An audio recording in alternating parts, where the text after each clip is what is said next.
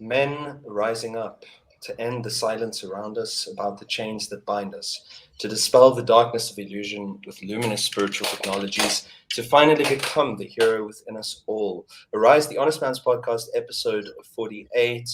Jai is glowing, he's sparkling, he's about to smile. Well, bad lighting, but got to do what we got. And our dear Dev Madhava Prabhu is with us once again for this episode 2 of the Ruled Life, regulative principles of bondage or freedom. What did you say, Jai? Is that right?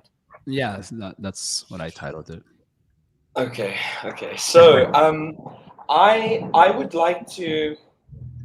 Now I'm trepidatious about it, but I'm just going to go for it in any way.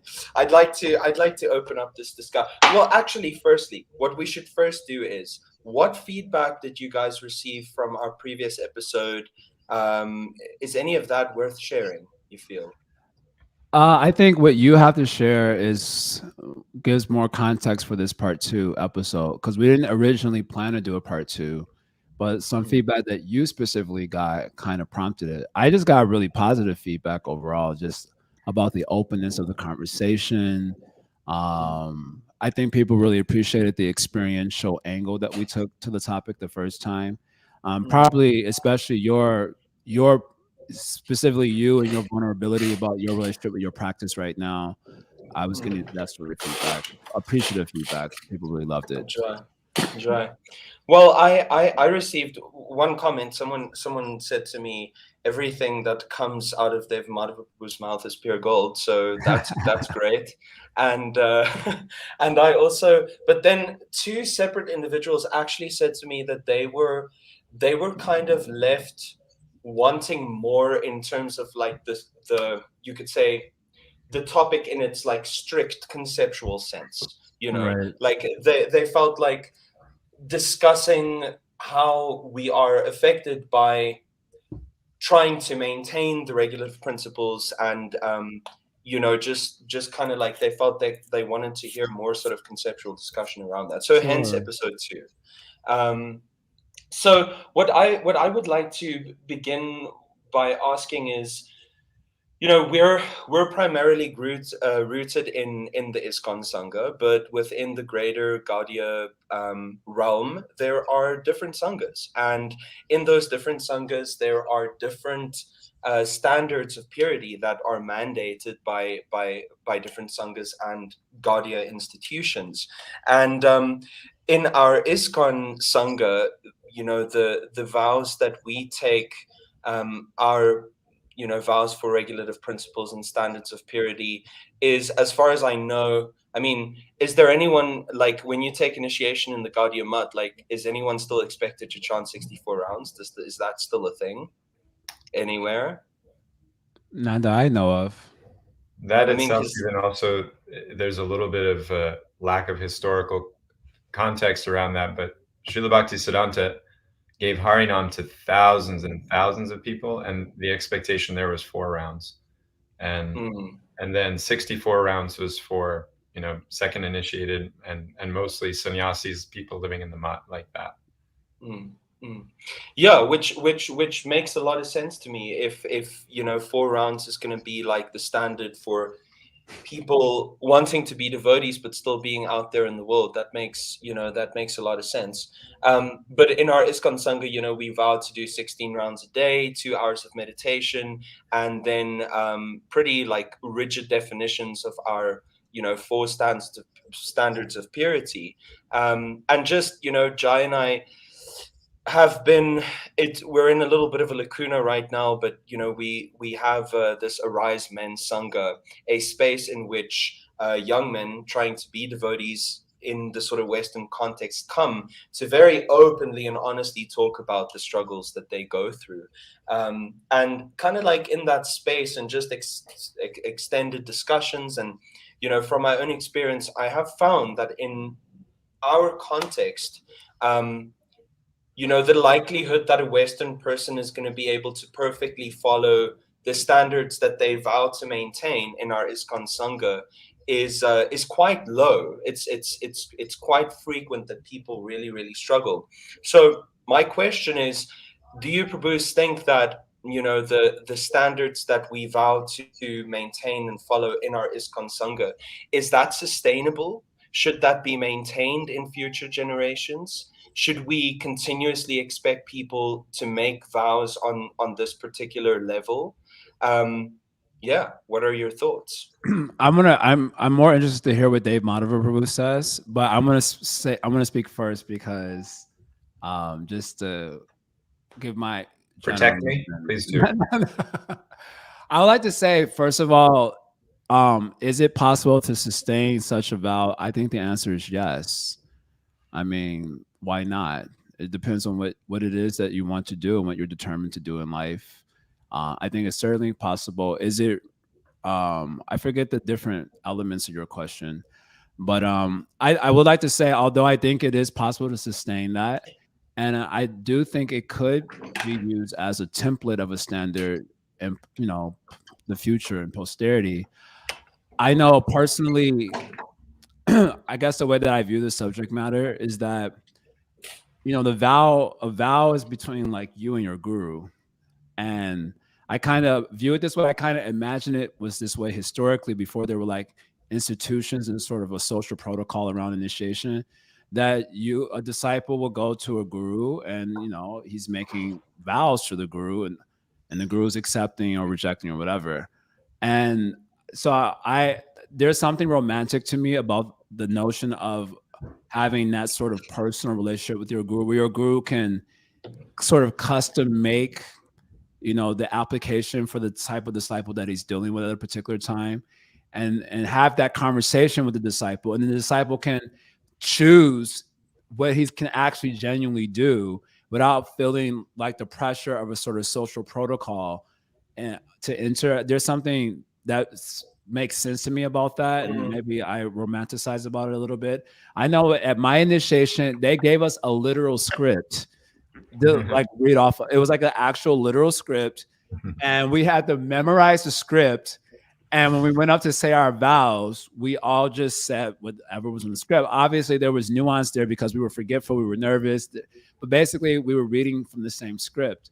And of course, at the time, I was a young devotee. I didn't really care, but just looking back on it, retrospectively, there's a part of me that feels that there was something disingenuous about it, just because there was something genuine about it, because I genuinely felt that I was going to chant 16 rounds, which I am doing, and I'm going to follow the regular principle, and that's what I wanted to do.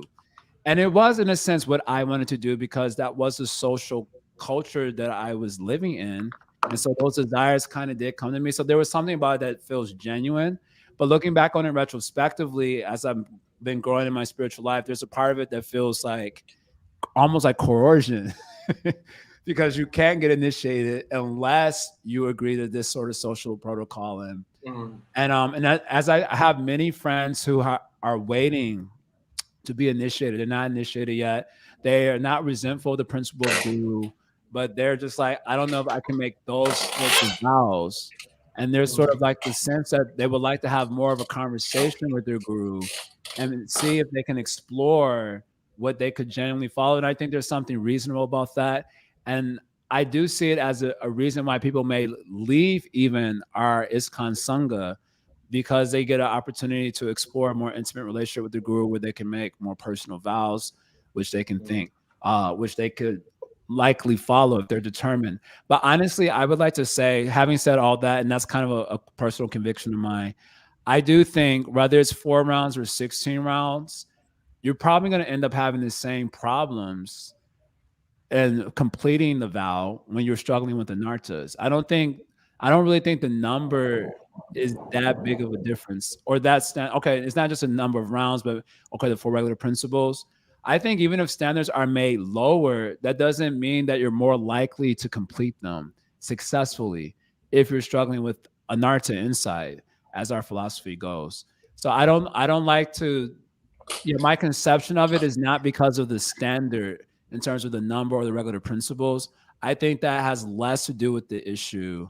And for me, more of the issue is just like actual genuine relationship with the guru. That's what's like kind of critical to me. But I don't think the 4 rounds, like if I was to make the vow 4 rounds, I think there would still be plenty of days where I'm like, I'm not planning. I'm overwhelmed. I can't do it. Even if it only takes me about 16 to 18 minutes to chant 4 rounds, depending on my level of focus. I promise you, when I'm having a bad day, I'm being depressed, I'm not going to be chanting those 4 rounds either. And I've had periods in my practice, I'm sharing this openly, where I have, for a short period of time, reduced the level of chanting, where I was like, okay, you know what? 16 is too much for me. I'm going to just do 8. And I promise you, like after 2 weeks, I'm like, I'm going back to 16 because it doesn't matter if it's 8 or 16 or 4 or 12. The problem is actually anartha inside. So if I'm serious about getting over that, I made this vow or dedication to my guru as the strong medicine to relieve me of this issue. I need to just stick to it, stick to the diet, stick to the medicine. And if I'm serious about getting healthy, then I'm going to take it, whether it's 16 or it's 4 rounds or it's 4 regular principles or whatever. So that's for me, the whole vow thing is more about the relationship with the guru, but less about the level of like the Sankha Purva Kanama part, like the number of rounds and obeisances and all of that. Well, I just very briefly, the difference between me and you, bro, is that it sometimes takes me 16 to 18 minutes to chant 1 round. Yeah, so that does make a interesting. difference, Anyway, Dev Madhava Prabhu. Noted. And let me first appreciate how Jai framed that, because without making this conversation too much about a different topic, the way in which the institution ISKCON has usurped its position, its rightful position within the Gaudiya context, and created all these unhealthy dynamics is a big part of this conversation. The 4 regulative principles have lost their meaning as a vow to your spiritual master and have become a kind of pledge of allegiance to the institution. That I pledge allegiance to the flag of ISKCON, GBC, and by my demonstration of that allegiance is these, social precepts, these social behaviors, losing their value and their vigor as commitments to your individual spiritual master. And that idea of having a conversation with your individual spiritual master about your commitment to them is practically not even considered. So I love Jai's mature, as always, bringing it back to the real thing, which it's actually about. And I can say personally, I know of some spiritual masters, even ones who have many disciples, who actually do now create ways for their disciples to more openly admit where they are at exactly in the certain areas, especially around sex, which, let's be serious, is the main consideration for most people. Right. So where, like, okay, are you married yet? Are you in a committed relationship? Where are you at with your partner in terms of sex life? Because in the Grihastha ashram, then it also becomes a challenge, because it's not just one person, and there's an obligation that you have as that person's partner to make sure that they're safe and stable in their psychophysical situation also. So all these nuances are lost in this pledge of allegiance culture that we have around the 4 regulative principles. And I love that Jai brought that relational aspect. When it's a conversation, that's where there can be some healthy dynamic. But when it is just this kind of stagnant, stereotyped idea, I find that very distasteful. Did you have something to add to that, Prabhu? Because I feel like that was a reflection to what Jai was saying, but I feel like there was something else. Well, your question, when I first thought about it, Ananda and I are in an Airbnb right now on our way down to Electra. So I was speaking with him last night about this, and myself and my first wife actually we're starting to see this in our own community as we're bringing people into Krishna consciousness. It's actually quite unhealthy to tell people that they're Krishna conscious yet. It really gives people too much of an out way too soon to ignore the practicals of their life, to say that now you're doing the highest thing for the highest reason with the highest community in the highest way. It's just way too much intoxication. The false ego is still raging and very excited to latch onto those concepts. Right. And the urgency with which the movement began, I call it storming the beach at Normandy. It's a World War II metaphor. That urgency, everybody on the battlefield, grab your gun. Oh, you're only 8 years old anyway. Hold this gun. Run that way, straight. Hold it out. That storming the beach at Normandy psychology, which was no doubt essential and no doubt consequential, it worked.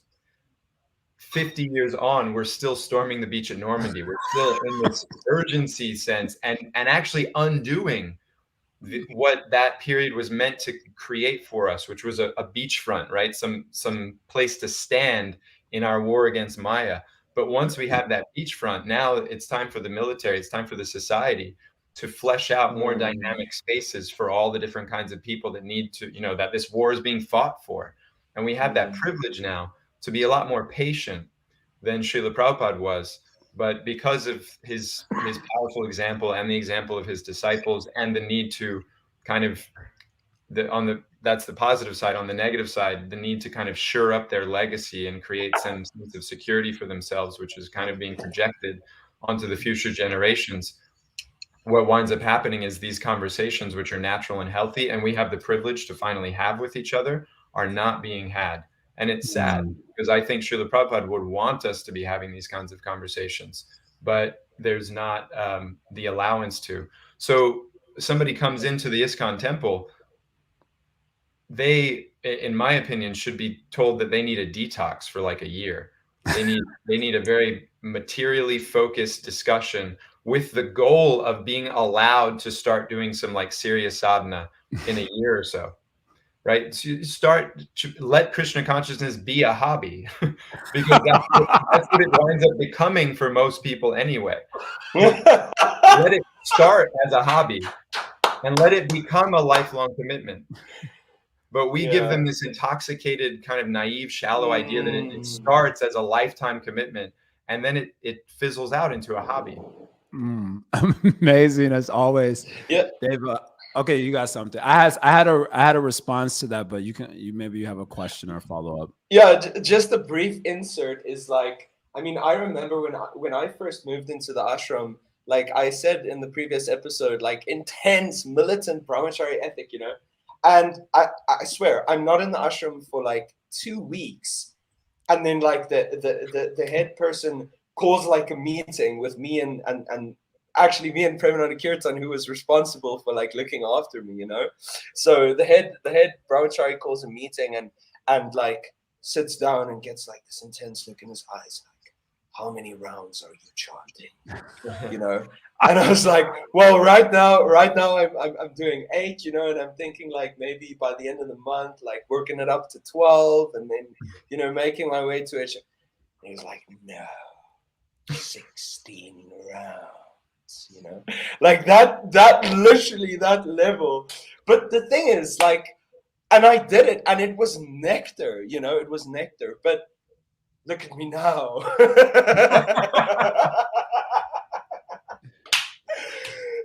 Anyway. There's a quote that Ananda sent me a few days ago. It's interesting how this conversation has been rolling now for a few weeks.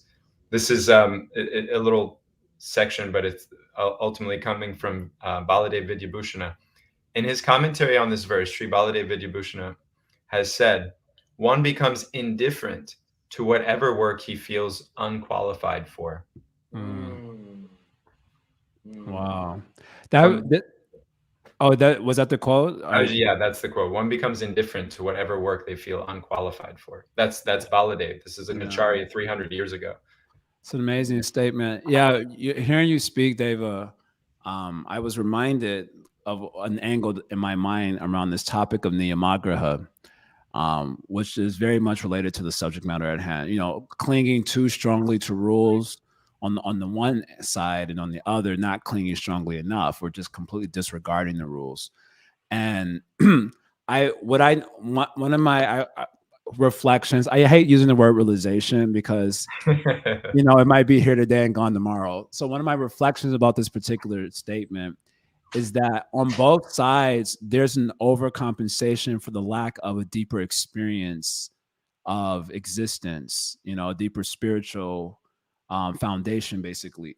So on the one side, there's niyama agraha, where you just disregard the rules and just kind of dive into nihilistic sense gratification, which is one way of overcompensating for the lack of a deeper experience.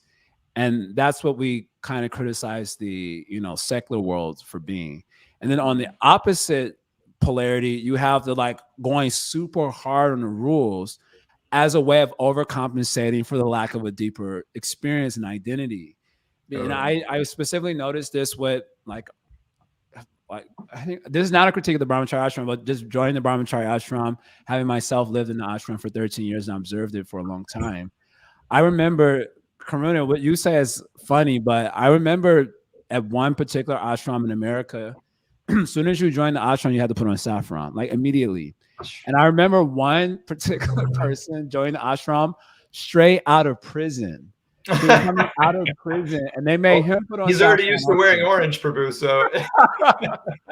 So, and then of course, something about putting on, adorning the cloth, it does change you psychologically in the same way that when you have to take it off, it's traumatizing. Right. But that could be a topic we have also one time on here. It's changing the cloth, the color is a traumatizing experience for most people, and it's kind of, anyway. In any case, what I noticed that with the change of psychology upon adorning the saffron, you can see that following the rules was a way to bolster this new identity, which was termed Krishna conscious. But to Dave Madhavapuru's point, actually, you're in a detox level right now. You're not actually Krishna conscious. You're detoxing right now. But in our culture, at least as I experience it, and as I assume or think many did experience it like this, that was what Krishna consciousness was. That sort of identity, bolstering of the identity by like going really hard on all the various rules. And that always, that strikes me now, retrospectively speaking, as niyama agraha, a way of overcompensating for the lack of deeper identity. For us, of course, it means like Swarup City. Like deeper identity it goes really deep in Gaudiya Vaishnavism. And I don't have that yet. I don't even have the identity that I'm a soul. I don't even identify with my intrinsic I yet very deeply. And so the only way I can deal with the melees of that lack of deeper identity, I need something. I need to cling on to something. So the rules become like a really convenient way, or a clutch, crutch, a very convenient crutch that allows me to, have a sense of identity that feels quote unquote Krishna conscious. And it's just like an overcompensation for a lack of deeper experience. And so, anyway, so that was an angle that I was thinking about in relation to this topic. And Dave Otter's comment about us not telling people they're Christian conscious too soon just triggered that angle in my life. So anyway, I guess the question that does come up for me is that how does one actually navigate those dynamics? Because what it seems happens to a lot of us, Karuna Avatar, you mentioned yourself, it's happened to me periodically also, where you oscillate between these two without ever getting grounding, like a more fundamental ground that just allows you to make progress smoothly and in an organic way. I've seen the jump from overcompensating in this way to overcompensating in the other way. And like I see it even like now. I mean, this is a little embarrassing. I don't know if I want to share this, but even now it's just like I'm having like a really good week. And so then I'm like rule heavy. I'm like really into the ritual and like boom, boom, boom, hitting the marks and everything. And then I'm having like a really bad week. And I'm just like, I don't know about this chanting. It's a little bit too much, 16 rounds. Like, why did Prabhupada was so impractical? Then the mind starts going, it's just like jumping all the way over here. It's like, where is that solid ground that doesn't swing from one polarity to the other? Niyama agraha rise. I have something, but I'd like to hear from David. He's looking extremely thoughtful. No, you say. I actually am listening and just enjoying. I think we expect people to become saints before they're even human beings. So I think that there needs to be like a kind of a stepping stone of like, let's get you to be a properly embodied human being who is acting functionally in accordance with your nature and within a framework of responsibility that is appropriate to your psychophysical, psycho-emotional makeup and your level of maturity and your age and whatever. Let's give you seva. Let's give you responsibility. Let's give you a structure within which to operate and express yourself. Right? And then when that kind of more external embodied grounding is in place, like, okay, now you're experiencing this in all its glory, and then you begin to experience the limitations, and then it's like then there's a genuine hunger for transcendence, perhaps. So this brings me to the first thing that came out for me when I was looking at this topic. Even to bring someone to the position of a proper human being, as you're mentioning it, there has to be a very genuine appreciation, and I'm going to use this language, of the laws of God. And I'm using this specific language because it's a little bit triggering with the sort of secular psychology that a lot of us, I think, exhibit in a lot of cases. There are laws that govern this universe, and science has been very good at discovering some of the laws that govern the physical world, but there are also laws that govern the psychic aspect of existence also. And there's a regulator of these laws. There's a maker of the laws. There's a regulator of those laws. We generally call that regulator the Purusha or the Paramatma. So there are laws of God that has to be honored if we want to be human beings. And there's plenty of statements in scripture which speaks to people who don't honor the laws of God being no better than animals. Now that's like a little bit of a triggering concept for many people, especially when they see that the laws are kind of vigorous. There's like, I think Prabhupada would give an example of, if you drive off, giving an example of how severe the laws of nature are. Prabhupada gives an example. I'm pretty sure I heard this from him. If you drive the car off the edge of a cliff by accident, maybe you weren't paying attention, you fell asleep at the wheel or whatever, and the car goes off the edge of the cliff, the laws of nature are so severe, no mercy. You just crash and you die. There's zero mercy. Unlike God, he's contrasting it with the mercy of God, as I remember the statement. But that's just an example of how severe the laws of nature are, the laws of God. Yes. And it's obvious when it comes to the physical world. It's less obvious when it comes to the psychic dimension, that there are also laws that govern healthy psychology. And if we don't follow those, then we have to suffer the consequences of not doing so. So I think when it comes to forget being a saint, just let's come in the position of being a proper human being. That itself requires a pretty good appreciation that there's a God behind nature who is a regulator, and we have to follow his laws in order to be happy. The way this thought came up for me is if you look at the chapter 16 Bhagavad Gita, Daiva Sura Sampat Yoga, divine and demonic assets. So in summarizing the topic, Krishna says that the demonic asset is, Yashastra Vidhim Usre Gyavartate Kamakaritaha. Nasasadimavapnoti Nasukam Naparangitam. He says in that particular verse that if you reject Shastra Vidhi and do as you like, act according to your desire, your kama, okay, there's a trade-off. You can do that, but there is a trade-off. What's the trade-off? You'll not get any perfection. You'll not get the supreme destination. And I think most importantly for this conversation, for the secular tendency, is you won't be happy. That's the trade-off. If you act according to your own desire, that's the demonic sampa, you won't be happy. Tasmat, therefore, chastram pramanam te karya akarya vyavastito. Therefore, you should, accepting Shastra as pramanam, you should understand what should be done and what should not be done. And informed by the knowledge of Shastra, in this way you perform karma in this world. That's Krishna's statement about the laws of God, basically. And I think on a most fundamental level, even to be a human being, there has to be appreciation of that. And just one final statement here in this regard. As you're saying, let's just be proper human beings first. Agreed.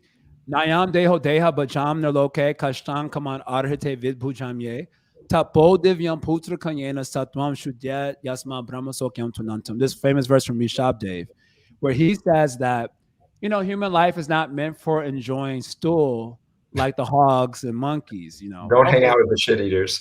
yeah, hanging out with the shit eaters. Okay, we can agree to that. Well, what is human life meant for? Tupodivium, you Yeah. know, divine austerity by which, you know, unlimited spiritual happiness can gradually be actualized. And so, um, as far as happiness of just the human apparatus is concerned, our relationship to the rules of God are like critical just for that happiness, Yes. not even spiritual. I'm talking about just material, like stability and satisfaction. And Christian, when speaking about this, also says in the Gita that it's experienced like poison in the beginning, but nectar in the end. And you get the Atma Prasadaja, the satisfaction inside, if you follow the rules. Whereas passionate life is like, I'm gonna do what I want. It's based on contact of the senses with the objects. And it's like nectar in the beginning until the end, you like jacked up. So that's a trade-off. Now you may say, I don't like this rule. It feels too imposing. Secular minds very much like that's cool. But this is a trade-off that you're dealing with when you don't want to consider the rules of God. You're not going to be a human being. You're going to be an animal. And if you look at the world today, like as I say in my community, I hate that word, but no tea, no shade. Y'all are like beasts, dude. Like, come over here to New York, come to Washington Square Park in the summertime. They're like animals. There's no question of human life. And that reason for that is because they don't believe or honor the words of God, the laws of God. So even within that context, rules and ritual plays like a pretty critical function for just being a human being and experiencing like basic level of happiness. And that's bhaktas who are infected with the secular world and secular psychology. We need to, we gotta like turn away from that and like, yeah, God, there's some rules.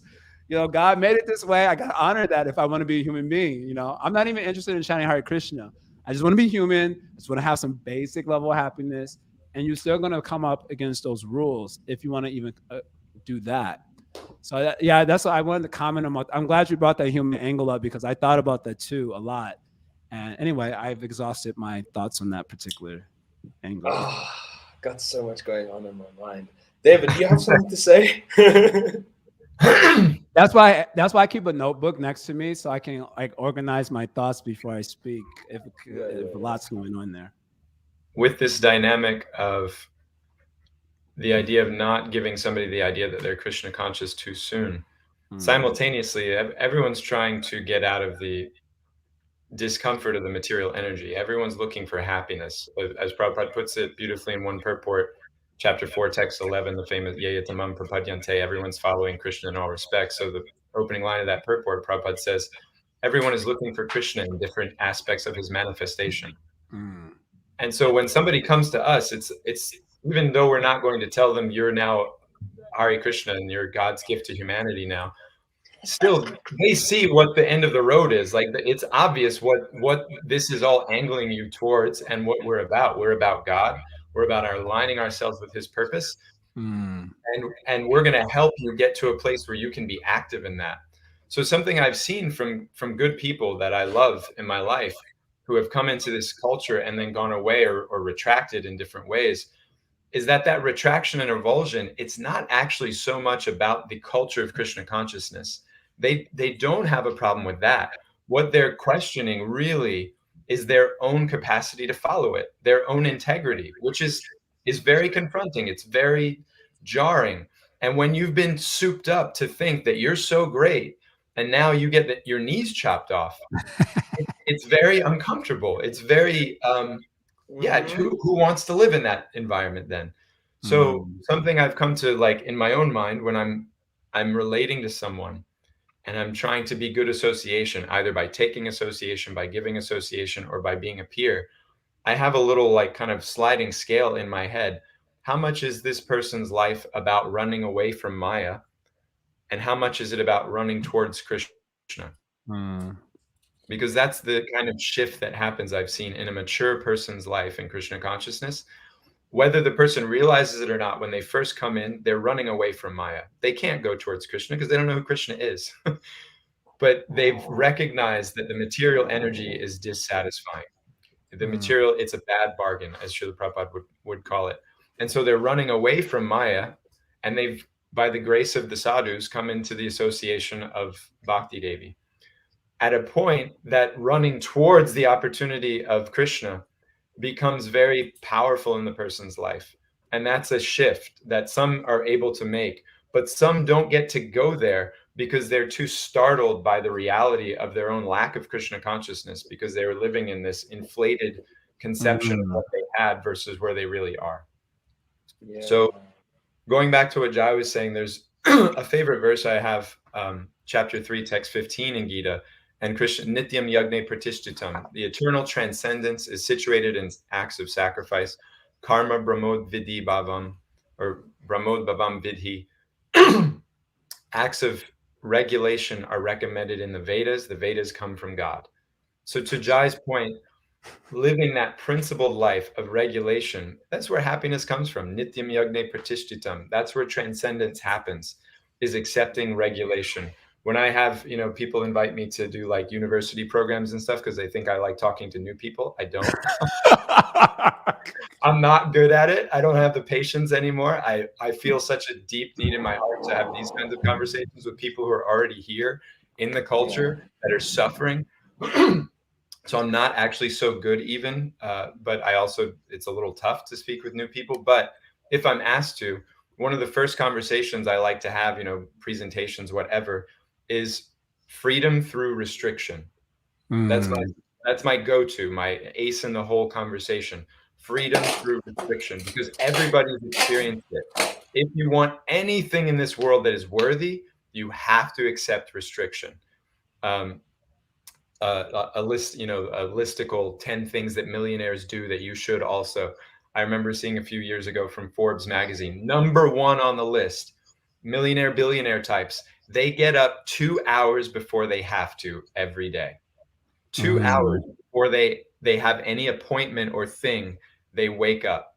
And for a millionaire, that usually means like their day really starts 7, 8 o'clock in the morning. So they're getting up at like 4 or 5 in the morning. Brahma Muhurta time. Now I was thinking for a Hare Krishna, 2 hours before we're supposed to get up means like 2 a.m. And Mother Yamuna heard once from Prabhupada that a Brahmin chants their rounds before they chant their Gayatri. And she already knew that there was a standard that a Brahmin chants their Gayatri before Mangalarti. So from that day, Yamuna just started chanting her 16 rounds before Mangalarti, waking up at 2 a.m. And she's a billionaire in Bhakti, no doubt. So the principle of regulation, or rather freedom through restriction, is one of those universal laws, as Jai is pointing to. Whether you like it or not, it's part of the metaphysics of creation. So when I hear people talking about adjusting and relaxing and loosening, I just worry that principle of tapas may be lost. Tapa me hridayam shakshad. Krishna says, this is my heart. This sacrifice is my heart. So now when we stereotype that sacrifice, you're not sacrificing until you're chanting 16 rounds, until you're not having sex anymore at all. Then we're actually depriving people of the joy of being inside Krishna's heart for making even one step towards that standard. Fine, the standard must be there, but one step towards it is the same as 100 steps towards it to Krishna and that individual jiva. And the way that it's presented currently in the community doesn't allow for that sense of success and healthy possibility to be felt. Nice. All right, Cornell, what's going on in your head? Yeah. I just wanna take a moment to loudly proclaim the glories, the magic of Sangha, of Sadhu Sangha. You guys have no idea how refreshing it is to be amongst friends and people who have some sort of notion of objective truth. It's so refreshing.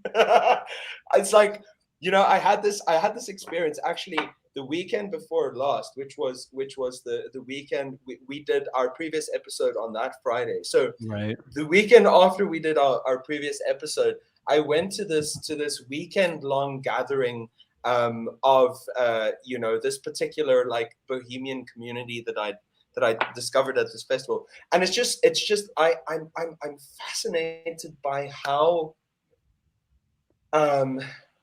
quickly my process of like exploration and like consequent realization based on it is actually taking place. Because so I was very curious to go to this particular gathering because most of the people that I had connected with deeply, as I felt at the time, at this festival Centella, most of them were actually present at the second gathering, which was quite small and quite intimate. And I'd had the experience of, or I'd had the opportunity to get to know everyone deeper, through extended conversation and really like engaging continuously. And I'd had this, I kind of left after the weekend. I mean, there was a whole, it was like lots of fun, whole bunch of nonsense, like, woohoo. But like I left after the weekend, and I was trying to distill, and I was left sitting with this feeling, and I was trying to distill what it really came down to. And I met up with two devotee friends 2-3 days later, and I said to them,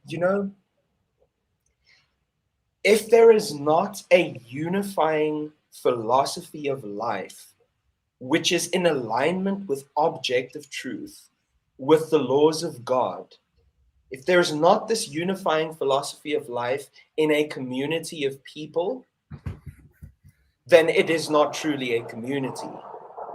Then the depth of connection that you can experience with those around you is really quite limited.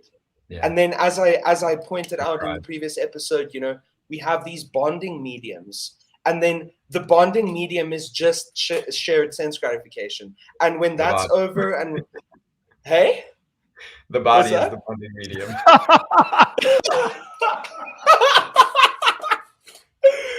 Oh God, yeah, Anyway, it was just such a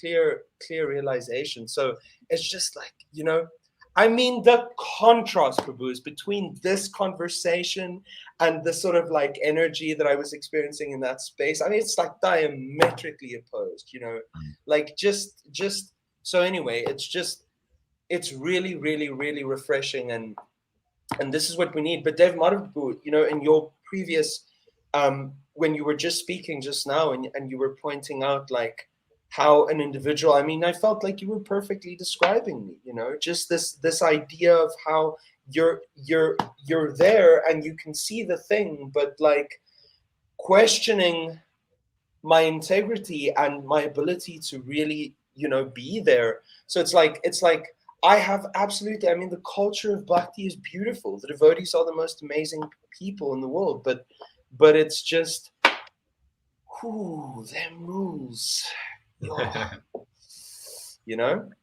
Anyway, so just wanted to bring in like my appreciation of just God, truth, like truth with a capital T. Damn. And I would say required. Truth with a capital T is probably naturally and necessarily confronting, and that's why we struggle with it. And I believe that struggle is very good. I think, speaking to Dave Madhavu's point, there's something to just allowing people to go from Krishna consciousness as a hobby to their life goal. And there are probably ways of dealing with people so they can grow in that way organically. I feel like I do that with a lot of the newer people that I interact with here, like New York, for example. I'm very much detached. I think it's probably because I'm getting old too. I don't like to talk to people that much. I'm becoming more and more antisocial, I've noticed. But when there are quite a few newer people here who are like into me, and they ask me questions, they ask me for guidance and this, that, and the other. And I'm my general approach with them is just like, hear Bhagavad Gita, like hear, and according to the enlightenment that you're finding, make decisions. Like, don't make decisions because you see all of us doing something and you don't even know what it is, but I also want to do that. Awesome. Just like hear from persons you are having confidence in or sharing something that's genuinely true, from the Gita or whatever for our Sangha. And according to the enlightenment you're finding in that, take your next step. And that's kind of like and I'm like very hands off. They're like, well, should I chant a certain amount of rounds? Should I do this? Should I do that? I'm like, just here. Something that's very like easy to do here or read. I suggest just do that. And according to the enlightenment you find, take your next step. Because with every new enlightenment comes a new set of questions. And then you have to deal with those questions. And that way, take your steps and grow. And it's probably a slower process of growth, but I feel that the people that I get to inspire to move in that way seem to be moving in an organic way that's very nice and what I may deem to be healthy. I would also like to say I joined in the other way, and my experience is very much the other way, where dove in, got your Christian conscious if you follow all these rules nicely. And I did that, and I did it well, I would say, for about 13 years I was in the ashram. I was thriving. I was very confident that I'm going back home at the Godhead in this life. Like that's how I felt experientially with that whole system. And then when it came to the point where I was struggling with my own integrity with the rules, and I was like, everything started to shift for me. I was getting booted out of the ashram, which actually coincided with something that was going on astrologically also, which was very interesting. So there was like this whole shift happening, not only in my external life, but also internally, like a very huge shift was taking place. And I started to struggle with my integrity, with the principles and so on. And I was deeply humbled by that experience, which I hear is also good for bhakti, to be humbled. It definitely adjusted my approach to bhakti and my calling out a little bit more in my approach to bhakti. But even though I'm struggling with integrity since that time, been struggling off and on, I felt it was very good that I got that experience in the outset to create like this sort of it's like branded, like a psychic brand. This is the standard. These are the rules of God. You must follow them if you want to be successful in life. There was something very beautiful about that also, even though now I'm struggling and it's a little embarrassing. And if you have to talk about it, you feel kind of exposed and vulnerable.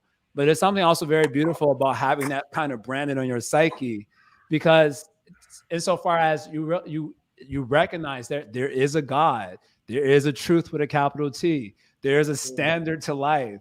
And I do need to move towards that. I'm struggling to do that now. And I'm very forgiving with myself. Like I'm very forgiving. I'm too forgiving with myself. I need to work on that actually. But there's something good about that also. It's got its problems, but there's something nice about that too. I just want to say that also. I'm reminded of like SSR, Prabhupada writes, they've surrendered to Krishna and it's never a mistake. That's the name of the chapter, I think. And in the chapter, a lady's complaining about how negative the devotees are. And of course, Prabhupada apologizes in the first like few sentences. And then he says, but they're right. This world is negative. And then he starts being negative. And then he concludes the whole chapter by saying that granted, they're immature and they're making a lot of mistakes because of that, they have surrendered to Krishna and that is never a mistake. And so there's something to be said about that side of the experience also, although it does tend to kind of grow in a more unhealthy fashion, admittedly. There's something to that also.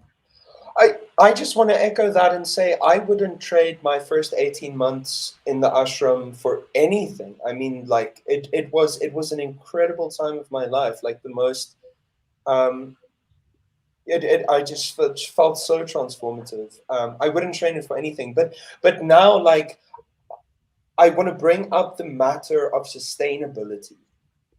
Like, how do you find a standard of behavior or practice that you can really genuinely sustainably practice for a lifetime, or at least sustainably practice for some time to then later build upon?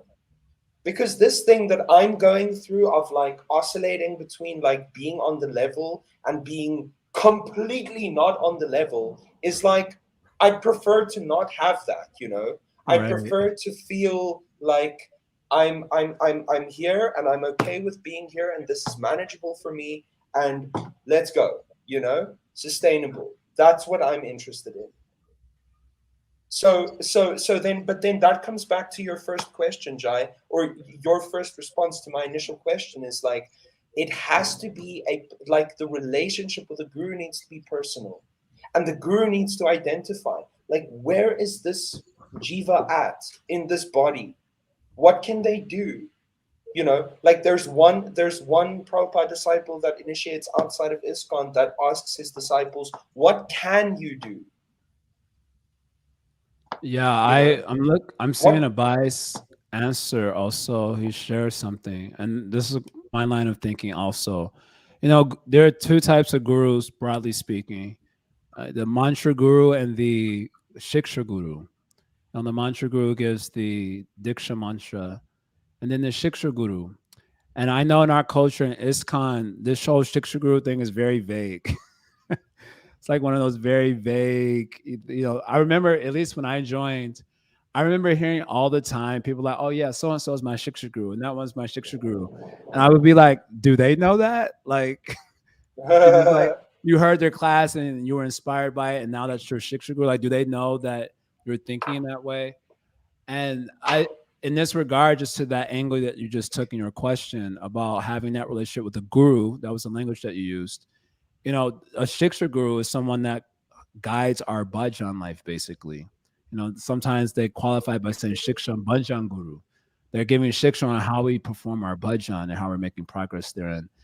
And so there should be a relationship with such a person or set of persons for whom you've placed that sort of trust in, that you can regularly engage with to help give guidance. And I would also say, adding to that, just the general community of Vaishnavas really helps to set like a sort of bare minimum standard.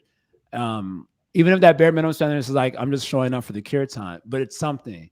Tandera Charana Sevi Bhakta Sanivas, Narottam Das Thakur sings in his Harinam Sankirtan song, like, he desires that me live amongst devotees. So I personally found that the time when my standards were the weakest, not only in terms of the practice, but also in terms of the resolve to do anything, was when I was outside of Sangha. And I'm talking about even like, quote unquote, neophyte Sangha. Even neophyte Sangha is the bomb. Yeah. Neophyte Yeah. Sangha is delicious. I know. In 2014, So much fire. I went to Goa. I went to Goa for a Ashtanga Vinyas yoga training. 2013, I had a lot of health issues.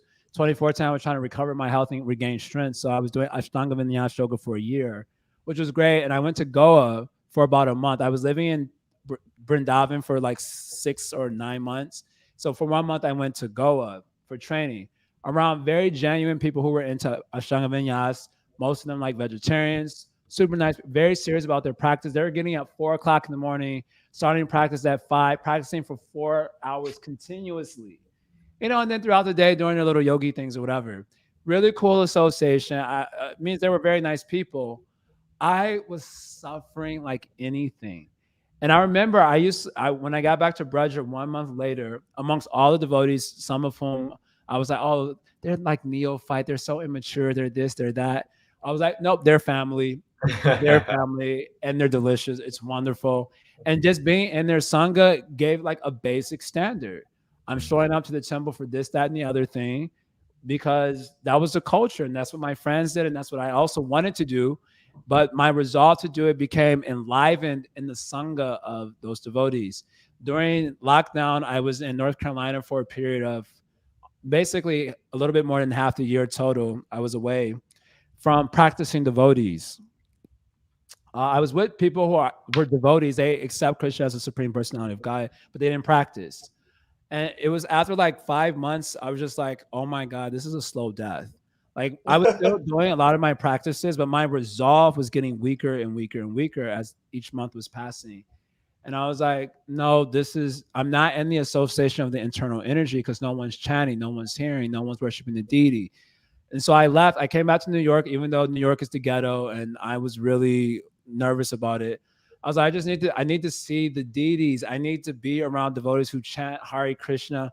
I don't care how advanced they are, they're chanting.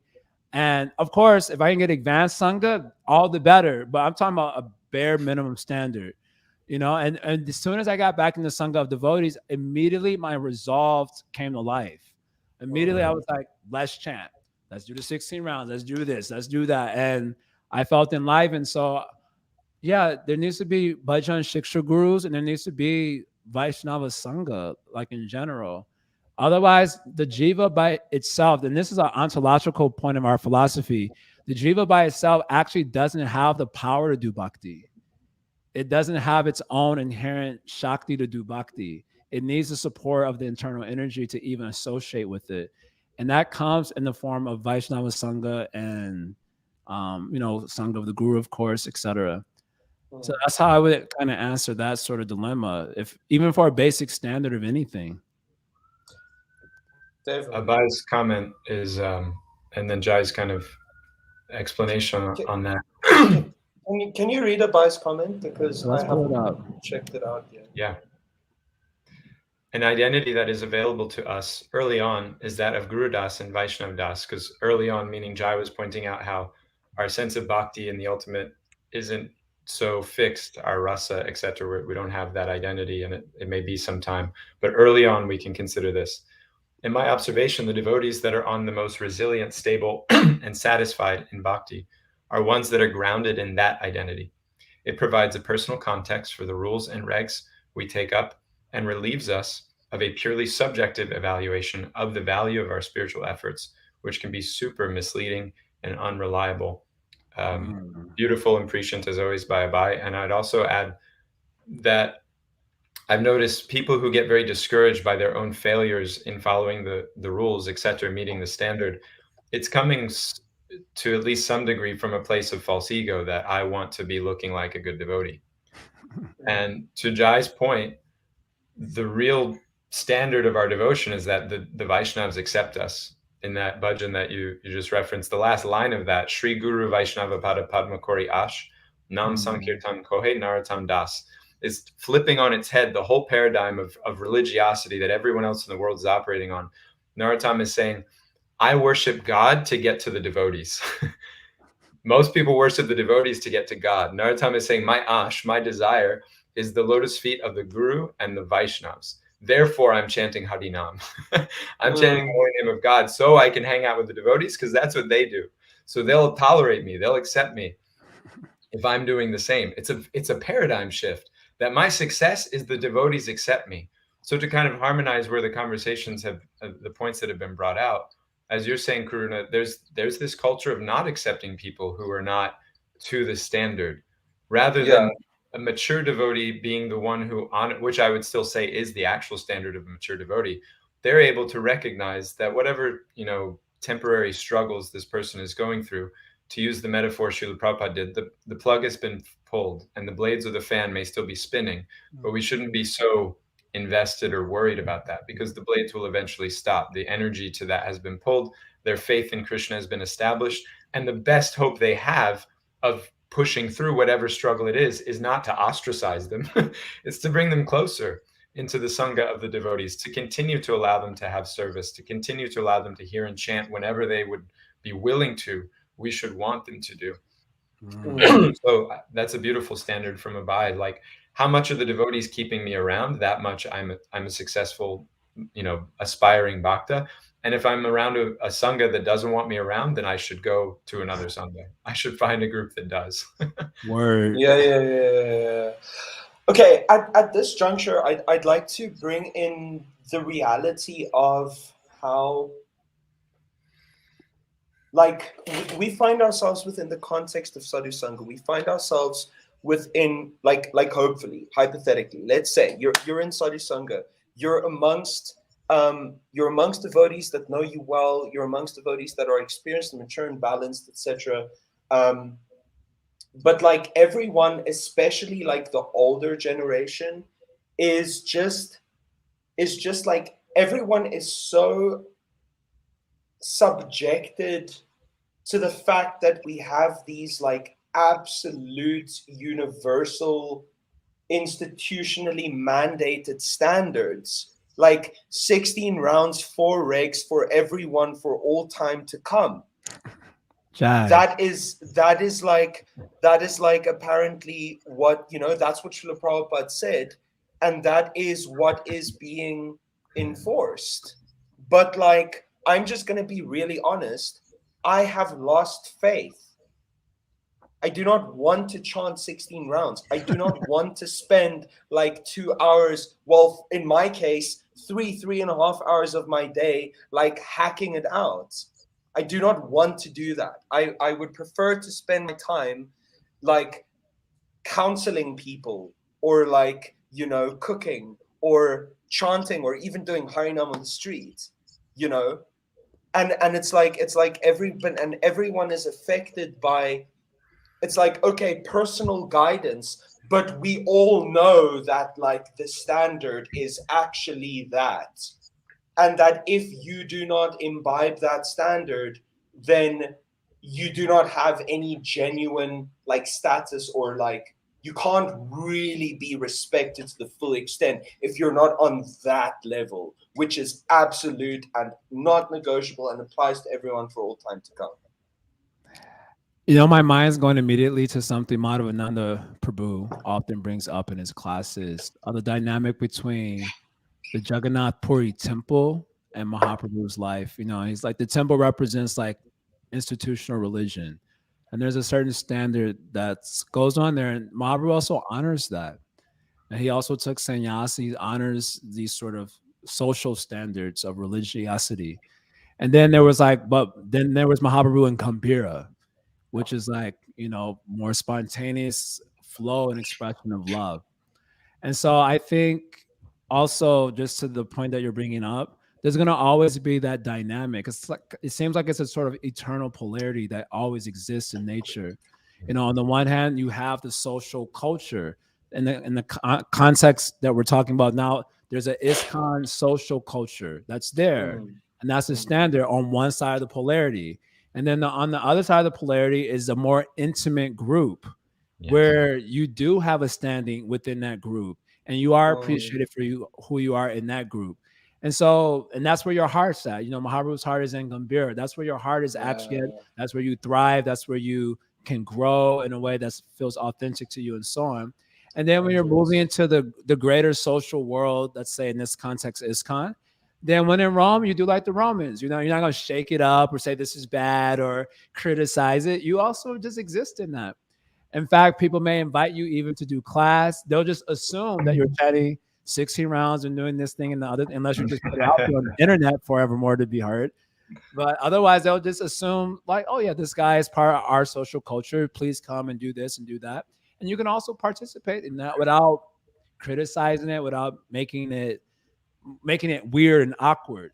So I think, yeah, the answer to this sort of thing is to recognize that this polarity is always going to be there, and both can be respected and honored. There's obviously one where we're going to thrive and be able to grow authentically more, but the other one doesn't need to be disrespected because of that, or criticized. Just one final thing on this, because you brought this angle into your question, the older generation. Listen, the older generation is they're doing their final leelas, you know, and I'm saying this with respect. We're gonna get our chance. I always say this to a lot of my friends, that you could talk all the shit you want about the older generation. We about to get our chance. And this, you know, and then we're gonna see how the next generation after us gonna be fighting fault with us, you know, with all of our little adjustments and improvements and this, that, and the other. And the next generation gonna be like, man, these people are whack, dude. They're so irresponsible. They don't have any standard. You know, they get all the little things that we think we're going to do better. We're gonna see how the next generation judges us also. So we're gonna get our chance to serve the parampara in this particular way. So I guess I want to say props to the older generation for doing what they could with the knowledge and realization that they have. They've done an amazing job. They gave me an opportunity to become a devotee, so I'm internally indebted to all the older devotees. I absolutely love them. Some of them, you know, I have a little issues with, but that's just part of being a part of a family. So I just accept that. But I'm personally internally indebted to all the older devotees for giving me the opportunity to come into the life of Christian conscious. I do recognize that there's this polarity between Puri at the temple and Gambhira in the heart. And I know where I can thrive and grow nicely. And so that's what I'm going to do. But I'm not going to disrespect the greater standard. And finally, we'll get our chance to make our improvements and see how it goes. Yeah. Okay, I have more things to say, but David, please, I want to hear from you. I can only echo what Jai said. It is so well spoken, and what I was also feeling that.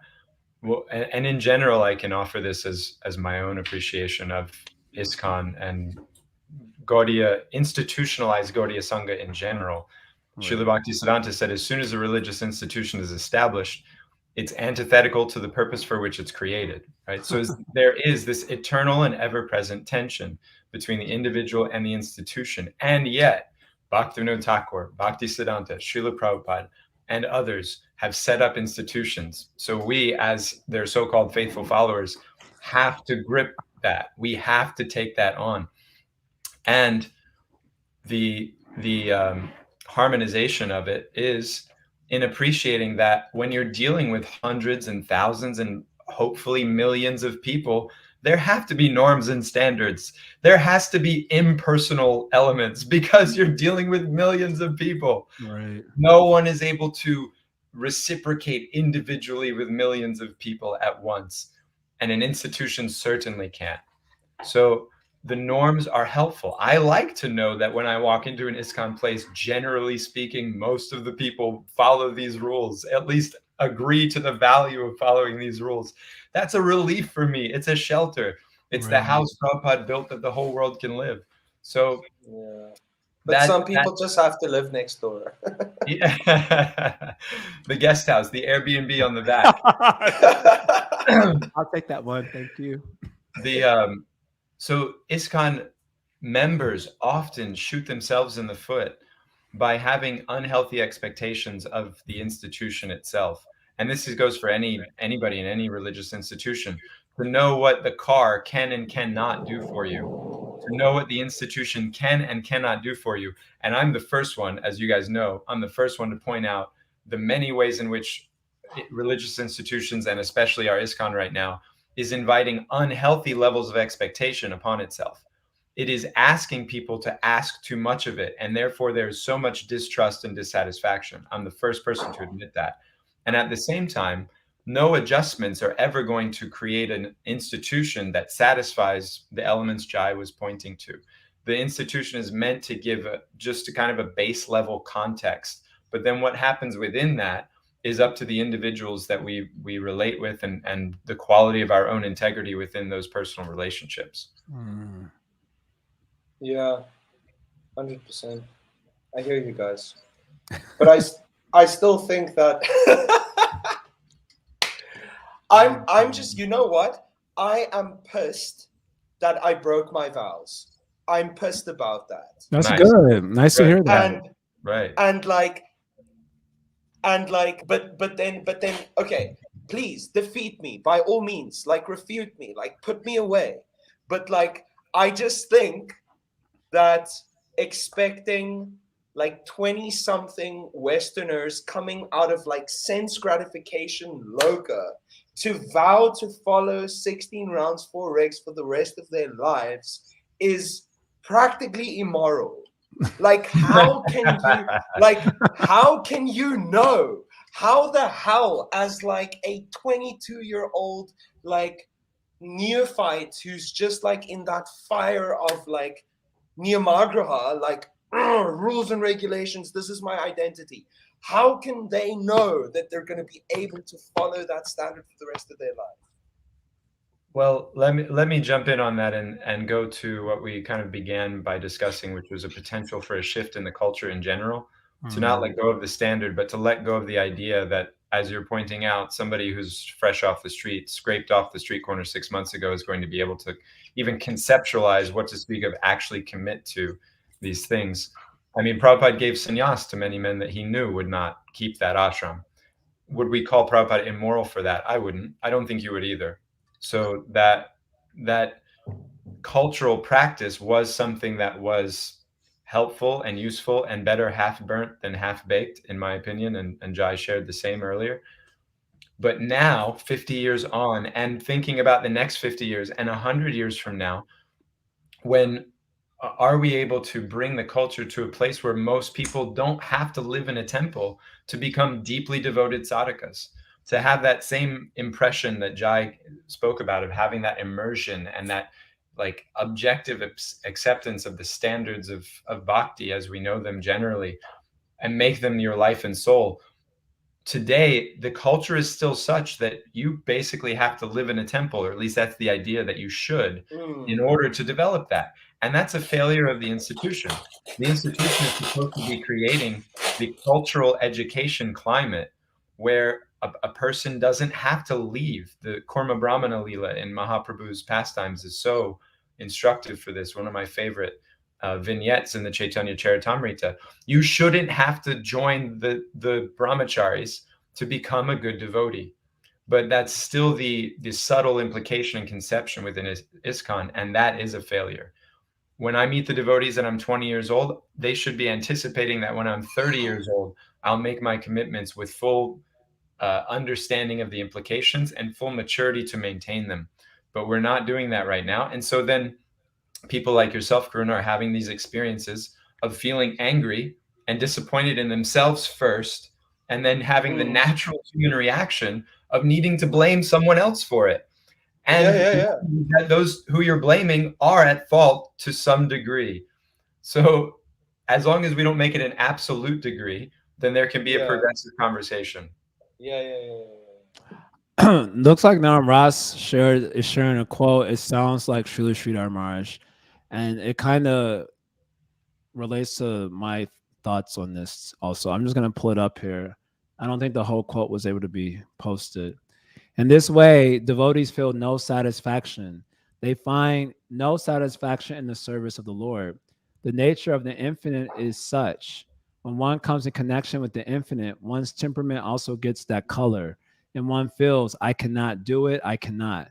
The degree of one's service, considered from the standpoint of the infinite, becomes minimum, almost nothing. So in every stage, as much as they progress towards the infinite, devotees say, oh, I am hopeless. And more is there, but that's totally Srila Sridhar Maharaj. There's only one devotee I know that can sum it up so beautifully.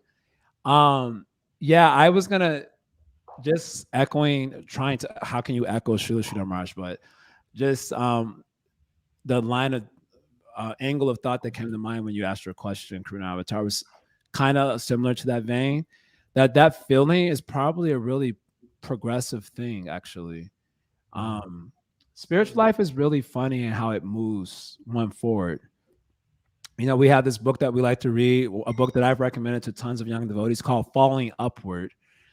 And, you know, where the way up is down. And it seems that Krishna will purposely put his devotees in difficulty so they can progress.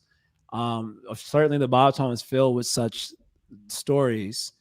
And part of my thing is that aside from the fact that we hear in the Madhurya Kandamini, one of the, I don't want to call it stage, but phases of unsteady bhakti, Anishita Bhajan Kriya, is Niyamakshma, which means an inability to keep vows. So this is just par for the course in making progress in bhakti, that one struggles with this inability to keep vows. But the feeling of, like you said, I'm angry about it, or the feeling of like I can't do this, it's that feeling of hopelessness may not necessarily be like a negative, or as Srila Sridhar Maharaj would also say, sometimes the negative attracts the positive. You know, the negative polarity attracts the positive side. A sense of like humbleness or being humbled in that way can be ultimately progressive also. And like with me reading the Madhurya Kandamini and realizing that, okay, Niyamakshma is par for the course of progress also. I'm not resentful of the rules, you know, and Prabhupada writes something like that in 331 Bhagavad Gita, or is it 332? Is that as long as one is not resentful or envious of the rules, even though he's not able to follow, he will also become Krishna conscious. You know, something to that particular effect. So I'm personally trying to use my difficulties with standards, or my lack of integrity with standards, and the feelings, particularly the feelings that I get from not being able to meet I'm trying to turn that into something that's useful for me. In the form of just feeling very humbled by my condition. And I have found that my practices don't always improve just because of that feeling of humility. But one thing that I have found has helped me out a lot is my tendency for criticizing Vaishnavas, and criticizing just general humanity because of struggles with their humanity is dissipating like very rapidly. Like now I don't feel inspired to like call out Vaishnavas or call out someone struggling, because I'm like, yeah, I know what it's like to be there. I'm kind of there now, and I'm kind of really humbled by that. And I kind of realized my need for like grace and for shelter. And so my struggles have ultimately, the final purport, there are many purports to it, but the final purport of my struggles has struck me as a benediction upon my life to help me become a better devotee in the ultimate analysis. And yeah, so I think there's a way these feelings could be used also to help to serve our ultimate objective in spiritual bhakti, at least in bhakti life. Amen. Dry. I think we did And well. it's sad when that culture isn't encouraged, that because of pretense, one isn't allowed to even lean into that. We over at the Harmony Collective, we have that saying, chant and be honest, to try to encourage this. Not that we're dismissing the standards, but that there's a fire that comes to one who really has to sit in our own inadequacy and our own inability, while still revering, holding it on our head, as Srila Sridhar Maharaj would say, holding that on our head and worshiping that standard, though I can't come to it myself. That itself is a devotion. But if I'm always challenging the value of it, then I can't worship it. Wow. Yeah, I'm gonna listen to this again. There was this Trinadapi verse, we recite every morning at a lot of our ISKCON centers. So when I was living in the ashram for the first decade, like I said, I was thriving. I was doing so good. I was like, I might be a pure devotee, y'all. Like, I don't even know. Like, I'm close. Maybe I'm not pure yet, but I'm close. And I remember I was the Kobe Bryant of the Hare Krishna. And I remember, this Trinadapi verse, when you're in that state where you feel like, quote, I'm doing bhakti. Now, philosophically, that's actually impossible. No one can just do bhakti. Is conscious. It's self-establishing. No one can just do bhakti. Bhakti has to agree to sort of condescend and lift us up. But when you're in Maya, you think like, I'm doing bhakti and I'm doing it well. So I was always wondering, like, how can I Trinadapi? Like, how can I feel that genuinely? And of course, devotees like glorify yourself, like, no, Prabhuji, I'm nothing, or like all this like fakery. But I used to wonder, like, how do I really enter into a state of humility? Obviously, you don't. Humility is something that comes by grace also. So how that grace will come, my personal experience is it comes in two ways. One way is that you get to serve someone or something that's so exalted that your own thing, it's like glaring you in the face how like low and jacked up you are. Yeah, how tiny you are. I've had that experience where you serve someone that's like more exalted than you, or just improving dramatically faster than you are, and you just like immediately enter into that space. And the other way is that Krishna makes arrangement for some interesting struggle that strikes you, which brings to the forefront just how inadequate you actually are in relation to the absolute. And you just feel immediately like humbled by that condition, that situation. And I'm definitely personally, and I've been in that space now for a few years more. And I feel that I'm a better devotee than I've been. I'm still not much of a devotee, but even though I'm not as rock solid as I thought I was, for the first 10, 13 years of my bhakti, I feel like a deeper, more substantial devotee, even though I feel in a humbled space a lot of times. I feel like very humbled by my space, by my condition, and so on. And I think this is an opportunity for me more than it is a fall from grace. I feel like it's a upbuild towards grace, in fact. And grace is the one who's facilitating the upbuild in her own special way. And so if I can appreciate that grace is coming like this also, it makes it easier to, keep the objective clear and just continue to crawl forward. If you can't walk forward, then just crawl.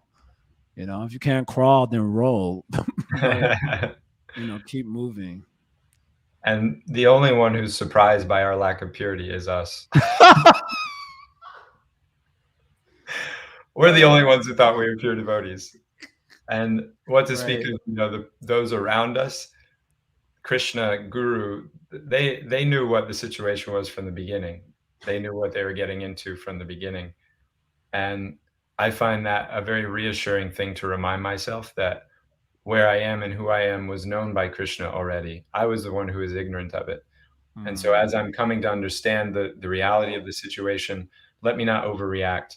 Let me not become despondent, because despite there's even probably more gross stuff in there that I don't even know about yet. And still Krishna knowing that, still, Guru, that grace, being aware of it, still they let me come close. So that's my success. I'm here. I'm with you all. And that seems to be continued to be allowed despite all reasons to the contrary. Causeless mercy, but it's senseless in my meditation. It's like there was good, not causeless means there wasn't reason to give it, there wasn't reason to not give it. But I've seen there's many reasons to have not given this mercy. Still it came. Yeah, senseless mercy. Senseless I love mercy. that. And so who am I to deny it? Right. Yeah, but it's still so surreal. Like when you it's hard to accept. Like to just, it's just hard. Like sometimes, yeah. Anyway, I don't know how to express it, but it's just like I'm just sometimes like really bewildered by the by that thing. Like Welcome how to the just club. Yeah, man. Anyway, I'm overwhelmed. I need to digest a lot of stuff. Anyway, your shirt, I realize why I like it so much. It reminds me of the cow dung walls in the Dom and how they painted with the white. Oh my God! Yes. We just decorated for our 24-hour kirtan. One devotee, Reed, he learned how to make this cow dung slurry, so we had it for our recent festivals, and that's why I like your shirt so much. I'm realizing. Shy. Well, now I'll also think of it. Thanks, Prabhu. All right, dear Prabhus, I think natural conclusion, yes? Sure. Haribol.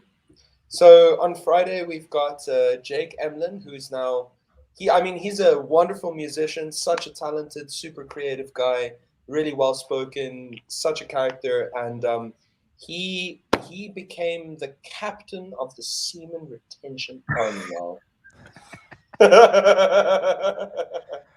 So Nakul, one of the most unique and unapologetically authentic human beings that you'll ever meet. We did 3 episodes in a row with him: Seaman Retention Part 1 and 2, and then we had conscious relationships with him and his wife, Sarah. And just what a guy. And he's the general. He's the general of the Seaman Retention Army. And so Jake is basically going to come on and he's going to tell us his story, I imagine. And the journey, because he got connected with this through our podcast with Nakul. And then we had like an online retreat with Nakul, which he attended. And then after that, he started doing work with Nakul, and then later on became a captain. So we kind of want to hear about that journey. Nakul's episode got a lot of interesting feedback, mostly positive, but also on the opposite side also. So I just wanted to hear about that journey and see where it goes. Yeah, man. I think others should be joining the Seaman Retention Army. Also we're hosting. Nakul's doing another workshop actually this coming Saturday, how to quit pornography for Hare Krishna devotees. So that's happening on Saturday. If you need a link, God, I should have been proactive. Sorry. But yeah, if you need a link, I'll be posting on my Facebook today along with other. Okay, excellent. Nice. Okay, so that's happening on Saturday. So just take note. And yeah, Friday, same time, 9:30 EST with Jake Emlin, Captain of the Sword Retention Army. All right. Thank you, Dave Madhava Prabhu. Thank you so much for your presence, your Sangha. Big love, big hug. I always love Jai. being with both of you. Hare Bal. Hare Krishna. Go